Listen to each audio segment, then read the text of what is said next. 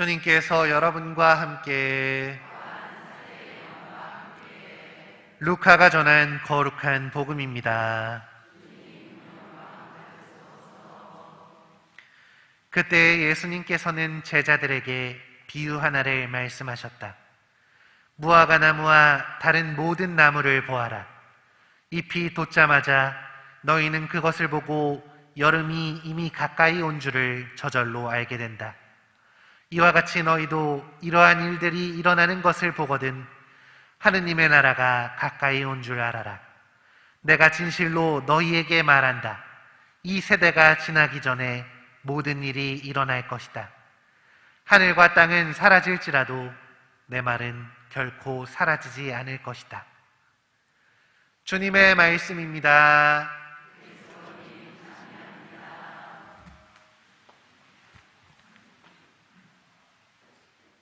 참 예수님, 오늘 복음에서 예수님께서는 나무에서 잎이 돋자마자 여름이 가까이 온 줄을 아는 것처럼 여러 징표를 통해 하느님 나라가 가까이 온 줄을 깨달으라고 말씀하고 계십니다. 날씨가 갑자기 추워지면 수능이 다가온 것을 깨닫는 것처럼, 밑반찬이 갑자기 부실해지면 엄마가 화났다는 것을 깨닫는 것처럼, 어제 복음에서 다루어진 여러 재앙들과 사건들이 일어나면 하느님 나라가 가까이 왔다는 것을 깨달으라는 말씀이시죠. 이렇게 여러 징표들을 그냥 봐서는, 개별적인 사건으로만 이해해서는 그 징표가 가리키는 것이 무엇인지 깨닫기가 쉽지 않습니다. 밑반찬이 부실해진 것을 바라보면서 엄마가 화났다는 것을 깨닫기가 쉽지 않은 것처럼 말이죠. 그런데 그것도 모르고 계속해서 엄마 속을 썩이면 훨씬 더 많이 혼이 나겠죠.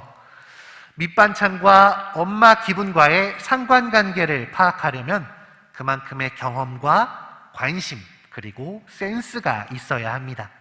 이건 오늘 복음 속 예수님이 말씀하시는 것도 똑같이 적용됩니다.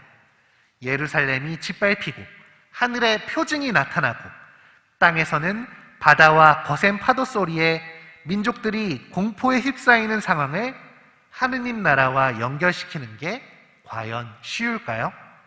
예수님의 말씀이 없었다면, 그분의 말씀에 대한 관심과 경험이 없었다면 여러 사건들을 하느님 나라에 대한 표징으로 이해하기가 결코 쉽지 않을 것입니다. 멀쩡히 눈을 뜨고 있어도 우리가 똑같은 사건을 함께 마주했음에도 누군가는 거기서 세상의 험난함을 느끼는 반면 또 누군가는 거기서 하느님의 손길을 느낍니다. 단순히 눈 앞에 있다고 보게 되는 것이 아닙니다. 마음이 있어야, 사랑이 있어야 비로소 제대로 보게 되는 것입니다. 우리가 시대의 징표를 알아보는 것도, 하느님 사랑의 징표를 깨닫는 것도 모두 주님께 관심이 쏠려 있어야 가능한 일이라는 것입니다.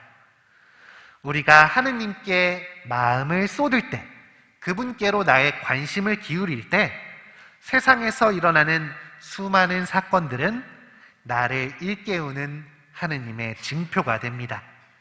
하느님께 대한 관심이 없었다면 그 사건들은 그저 남의 일일 것이고 그저 불행한 사건으로 끝나버리고 말 것입니다.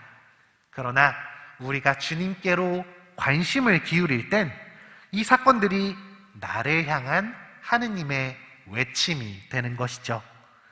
하느님께 시선을 향하고 있으면, 그분 말씀에 우리가 희망을 두고 있으면 세상이 무너질 것 같은 혼란한 상황 속에서도 나에게 두려움과 걱정들을 불러일으키는 여러 문제들마저도 우리에게 주님의 뜻을 알려주는 표징이 됩니다. 그 어려움들이, 그 무서운 사건들이 바로 하느님 나라가 가까이 왔다는 것을 우리에게 알려주고 있는 것입니다. 그렇다면 하느님 나라가 가까이 왔다는 것, 그건 우리에게 무슨 의미일까요? 그것은 나를 구원하시려 주님이 다가오신다는 것을 의미합니다. 나에게는 너무나 두려운 상황이고 걱정되는 문제이지만 지금 이 순간, 이 시간 어느 때보다 주님께서 내게 더 가까이 왔다는 신호입니다. 나를 도우시는 분이, 나를 구하시는 주님이 지금 내 곁에 있다는 것을 깨달을 수 있다면 지금의 어려움과 두려움마저도 우리는 이겨낼 수 있을 것입니다. 지쳐있는 나에게 희망을 주시려 주님께서 다가오십니다. 그 사실을 발견할 수 있도록 우리는 더더욱 주님께 관심을 기울이고 마음을 기울이고 사랑을 기울여야 할 것입니다.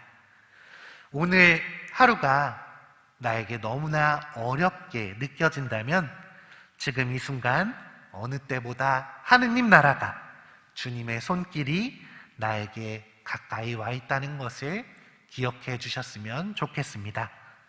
내 곁에 오신 주님을 발견하고 또다시 힘을 낼 수 있는 오늘의 우리가 될 수 있도록 우리 모두가 서로를 위해서 기도합시다.